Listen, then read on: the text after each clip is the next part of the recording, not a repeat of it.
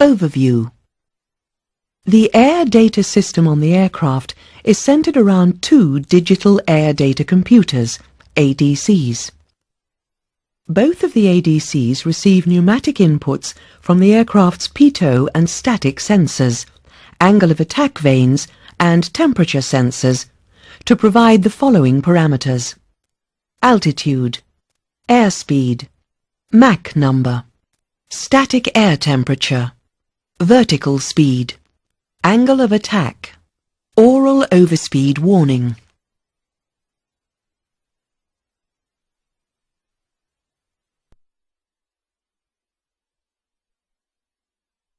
A transfer switch is provided, enabling all ADC information to be obtained from a single ADC in the case of a failure.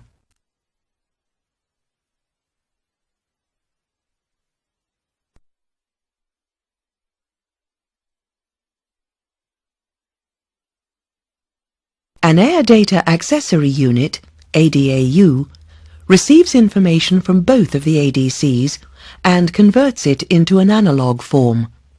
This supplies the aircraft systems that do not operate using digital data. The pitot and static sensors also supply any other systems requiring direct pneumatic pressures.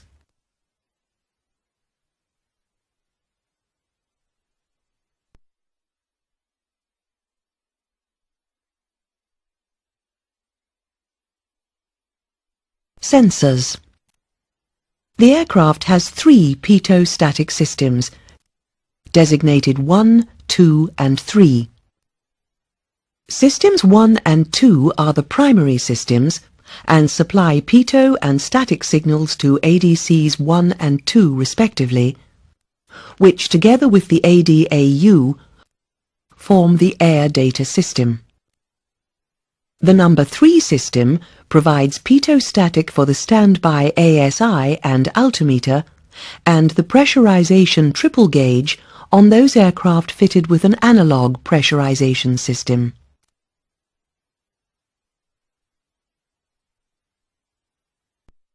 Each static system, S1, S2 and S3, has two vents, one on each side of the aircraft, which are connected together in order to reduce errors when the aircraft side slips.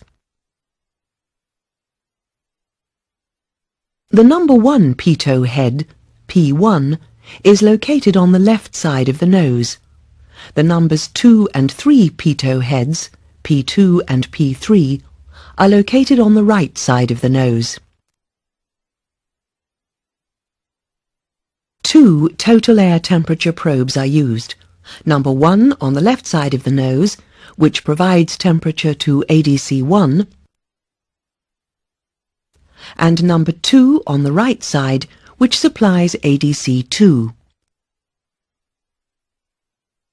The Q-pot pitot static head is located below the P1 pitot head.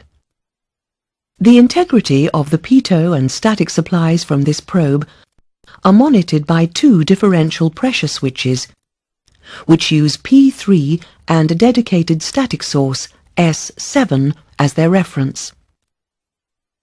The operation of the rudder limiter and elevator field systems are covered in the flying controls module.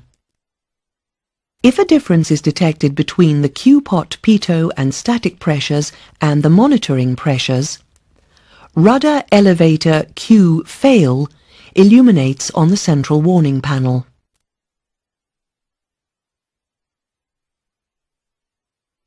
Static sources S4 and S5, each with a vent on both sides of the aircraft, are used by the front and rear discharge valves as a reference for maximum cabin differential pressure protection.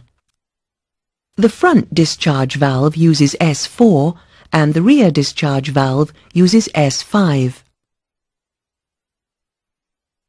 In order to provide negative pressure relief when ditch is selected on the pressurization controller, a static source is required for both discharge valves. For those aircraft fitted with analog pressurization, this is provided by S3 for the forward discharge valve and S8 for the rear discharge valve. The S8 source is deleted when digital pressurization is fitted to the aircraft. Which aircraft systems are affected if pitot P3 is blocked by ice?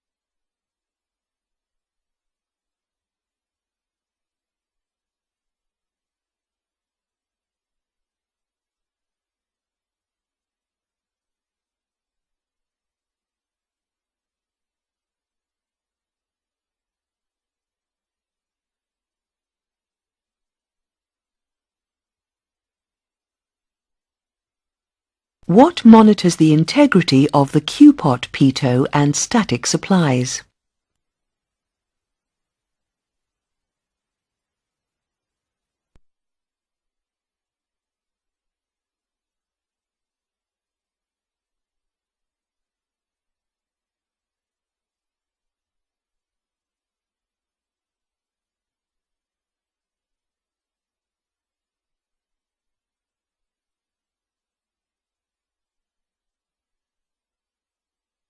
Air Data Computers, ADCs. ADC-1 is powered by 115 volts essential AC. ADC-2 is powered by 115 volts AC-2. The ADCs do not require the avionics master switches to be selected on. Each ADC accepts data from the sensors and provides outputs to various aircraft systems and for display on the flight deck. What information do the ADCs provide?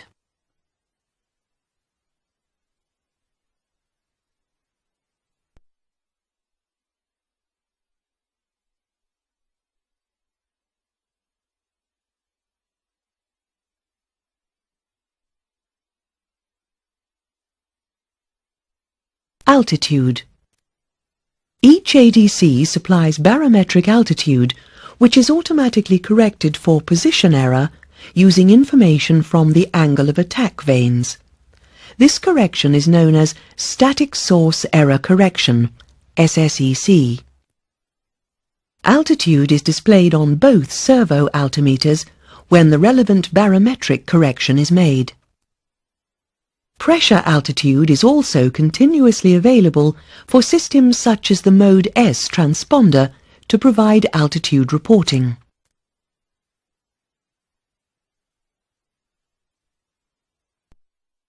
Airspeed.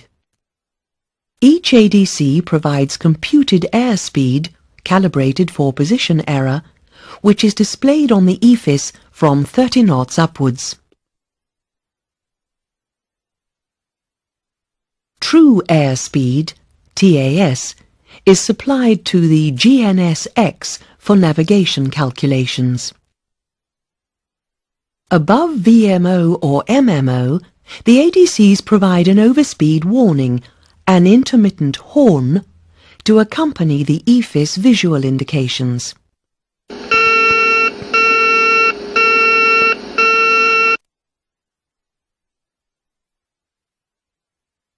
Vertical speed. The ADCs blend barometric rate of change derived from static pressure measurements with vertical speed data derived from the IRS to provide an indication of vertical speed on the EFIS. Should the IRS data become invalid, the ADC is capable of providing a degraded vertical speed indication. When this occurs, the VSI numerical readout turns white.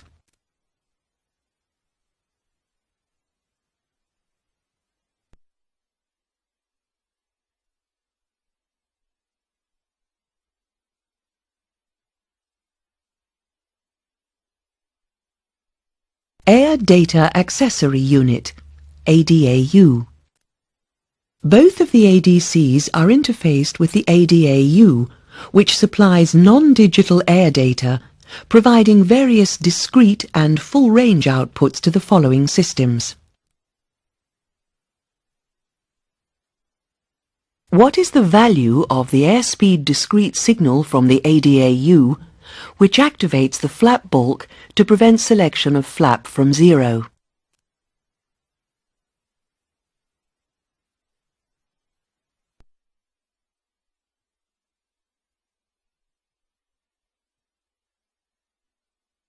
External checks. During the external checks before flight, it is important to ensure that all pitot and static vents are unobstructed and their covers and plugs have been removed.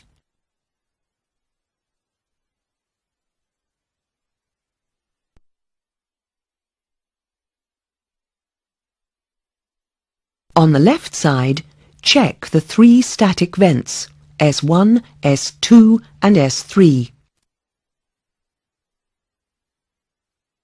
Check the condition of the left TAT probe.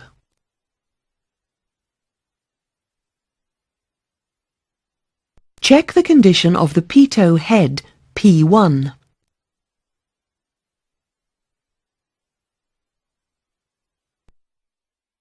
Check the condition of the Q-pot head. On the right side, check the 3 static vents, S1, S2 and S3. Check the condition of the right TAT probe.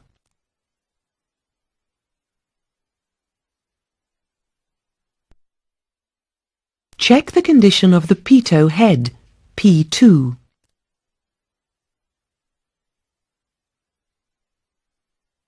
Check the condition of the pitot head, P3. Check the S7 static vent.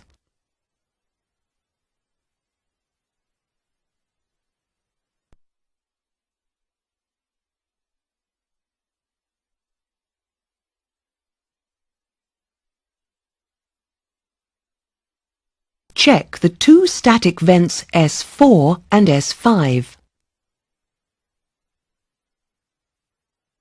Check the static vent S8.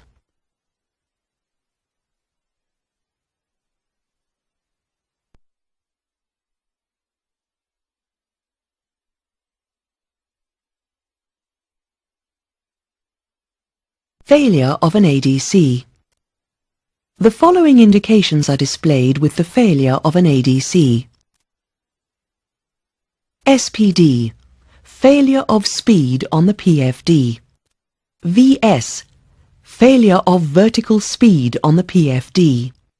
OFF, failure of altitude on the servo altimeter.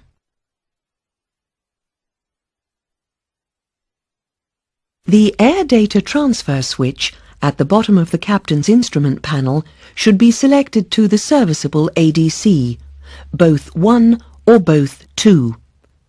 This will restore the indications to all the instruments and permit the ADAU to be fully operational with a single ADC.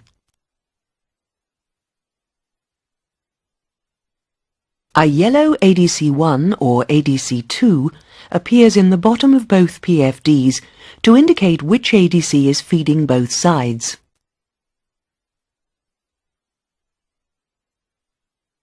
Failure of a pitot or static input to an ADC. No fail indication is given for a fault within any of the ADC's pressure inputs. Such a condition is indicated by a yellow speed miscompare indication on both of the EFIS PFDs. The airspeed displays on both PFDs should be referenced to the standby airspeed indicator. The PFD which shows an airspeed coinciding with the standby airspeed indicator should be used as the correct signal. The serviceable ADC is then selected using the transfer switch.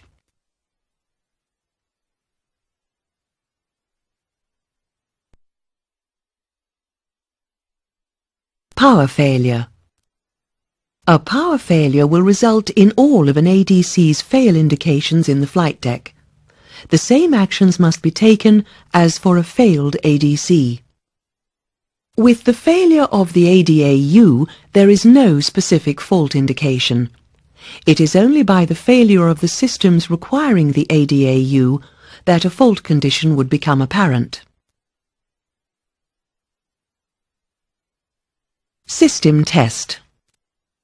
Each of the ADCs can be tested from the ground test panel on the flight deck using its associated test button, ADC Test 1 or ADC Test 2.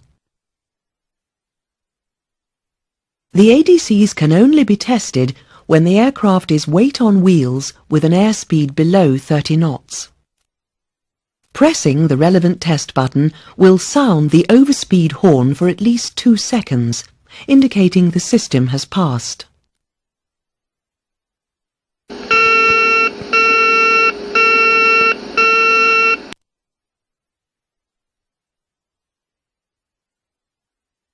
What is indicated in the flight deck if pitot P1 is blocked by ice?